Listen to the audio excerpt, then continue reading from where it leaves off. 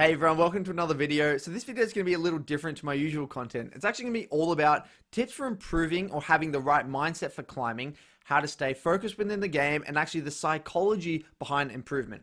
So this one's going to be a really interesting topic. I know a lot of you guys in the Discord have been asking questions about this stuff, so I thought I'd really spend the time, go through, actually make a whole separate video for it. You might need a notepad. It's going to be a long one. There's a lot of information in it. But before we kind of get into the details, guys, I've got two quick announcements.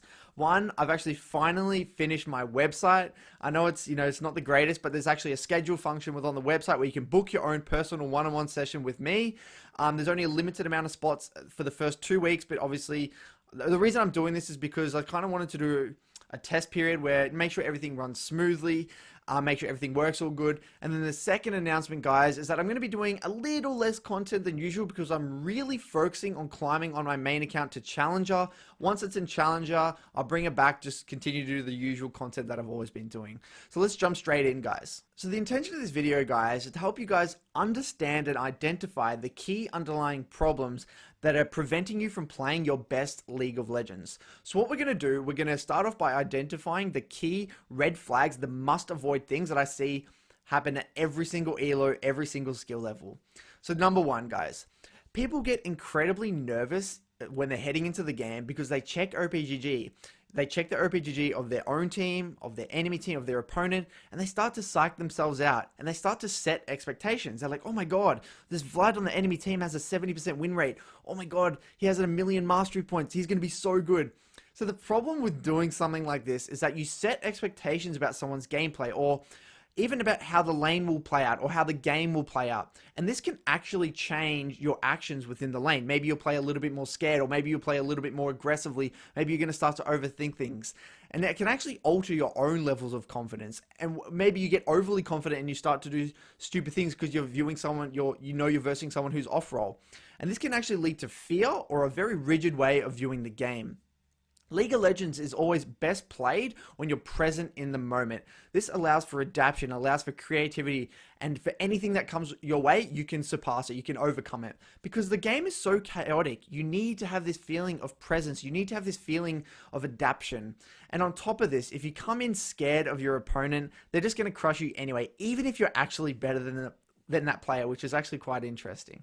Next, another common mistake I see is people not scheduling enough time for their solo queue climbing session. Or maybe they just play a game when they know they shouldn't be playing. Maybe you need to be studying, maybe you need to be working on something, maybe someone's waiting for you to finish the game. League of Legends requires 100% concentration because it's all the small things that lead to wins, and there's no point in playing if you aren't going to be playing at your best anyway, because you're not going to learn or improve regardless. And you'll always use that excuse in your mind, oh, I wasn't trying anyway. You think like Tiger Woods or Kobe Bryant are thinking about like what groceries they need to buy when they're in a game? No.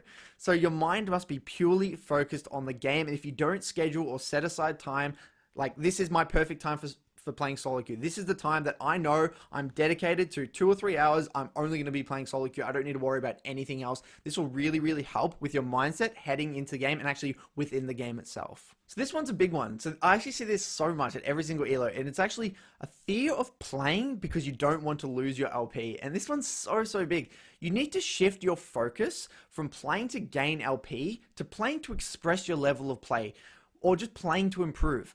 LP is actually the byproduct of improvement, just like money is the byproduct of a successful person, or big muscles is the byproduct of going to the gym all the time. You need to be focused on, not focused on the LP, and really focused on the improvement, on just expressing your current level of play. LP is a byproduct. It will come in the future, guys. So the next problem I see is actually people focusing too much on champ select and actually champions in general. Unless you're high diamond, composition really doesn't matter much at all. People aren't going to be good enough, or the enemy's not going to be coordinated enough just to punish any of these composition errors. And on top of that, comfort is always more important than composition. And I see it all the time where someone already panics or they have a negative mindset heading into the game, which just leads to tilt and mistakes. Yes, you may have a Teemo top into it, and that Teemo may have got countered, but that Teemo may actually be extremely confident on that champion. He actually may be in a really good mindset. Maybe he's a Teemo one trick and played hundreds or thousands of games of Teemo. It doesn't actually matter. So really try and focus, like stop focusing on which champions are in the game and actually just focus on your own gameplay. So I'm actually going to go into a little bit of psychology here, guys, to describe this next problem, so you have to bear with me. So there's a thing called recency bias or availability bias. So this refers to the tendency to weigh recent events more heavily than early events. So this is really important to understand because I see this all the time at all ranks where someone loses, say, 3 games on a specific champion, and because it just happened, they start to say things like, oh, this champion's just bad, or this champion sucks. But because this event just occurred, we forget all the times we did play this champion and we actually played really well or carried with it, or maybe you versus champion and it actually popped off. We need to be aware of this because if we don't, otherwise we're not going to be able to see all the problems objectively, and we're not going to be able to see the reality of what's actually going on within those past 3 games you played. And this also goes for people when they're talking about dueling or maybe itemization or anything really to do with the game. Is we always remember this, we always put more of an emphasis on the things that just recently occurred. So now what we're going to do is we're going to talk about a few things that actually bring about a great mentality. And we're going to start with looking back, and myself looking back on some of the best players I've worked with and what were the core things that made them great. So the first thing is they actually always take full responsibility in every single game. So what does that look like? You need to be obsessed over every single move rather than the mistakes of others. And this leads to a bunch of things, but mostly you get the most out of every game. It builds confidence as the games feel more in control over time. It also leads to less toxicity and having no expectations for your teammates. So I don't want to hear, don't talk about your bot lane dying 2v2 when you missed 2 CS in the first wave. This also ties into one of my favorite mantras when I was a coach, which is seek solutions, not excuses. And whenever I hear people, whether it's on the Discord or in my games, or maybe they're arguing about something that wasn't even in their control, it's a complete waste of energy and all that time that was spent, mental energy, thinking about all these things that were out of your control. If you brought it back to, oh, you know what, I actually didn't hit many CS in my first wave, or I took some pretty poor trades at like minute 3 in the game. That is the stuff that is, over time going to compound and make you a way better player and actually lead to victories in the future. Understand the numbers game, guys. So statistically speaking, and in reality, your bot lane isn't always losing. And it just feels like this, though. But it feels like this for a reason. Painful experiences are more powerful, and the brain puts more emphasis on these specific moments. And it's actually a survival mechanism of the brain to protect you from harm. For example, your brain is saying, this is painful, you need to fix the problem or don't experience this again. And it's the exact same reason as to why people always talk about their bad games rather than talking about their good games, which is a really, really interesting concept to think about. So in terms of building confidence and a positive mentality, what can actually help is focusing on not just what not to do, but what can I look to replicate? When we focus consistently on our mistakes, we can actually, in some instances, begin to lose confidence. So it's important we recognize what we are good at and actually look to replicate those things. So, for example, you might be really good at CSing and warding, or if maybe you're focusing on roaming, and if you just focus on roaming all the time and you keep beating yourself up about it again and again and again, it can actually potentially lead to a loss in confidence. So remember, you need to always be thinking about what are you good at? Remember the things you are good at. You've always put maybe you've put a bunch of time into refining your CSing and you're really, really good at CSing. Don't forget that.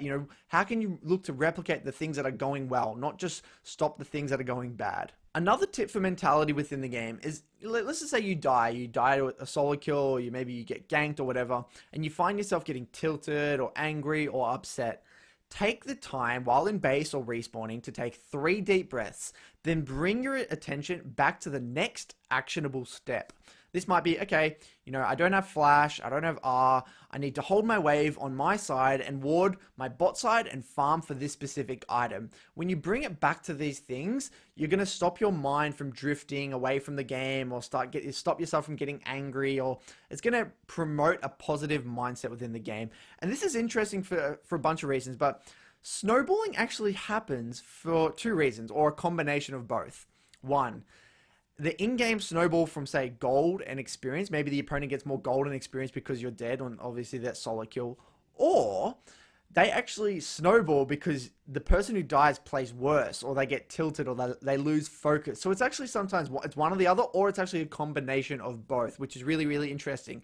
And if you're aware of this and you completely remove that second option, so you only allow people to snowball from golden experience and you always stay focused, that's obviously going to be a massive advantage, right? So now let's talk a little bit about confidence, or lack thereof. And a lot of it actually stems from language and the way you talk about your own gameplay. So I actually found this out while spending a lot of time being a head coach.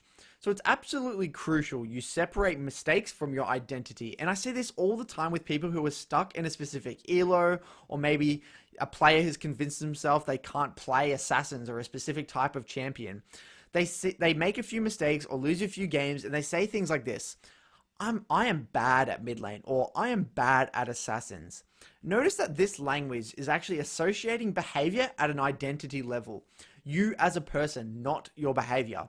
An example of a more constructive or healthy way to communicate is actually referring to your behavior. This leads to a growth mindset, not a fixed mindset. For example, my skill level is at a gold level, or I feel like I'm missing information when I play assassins.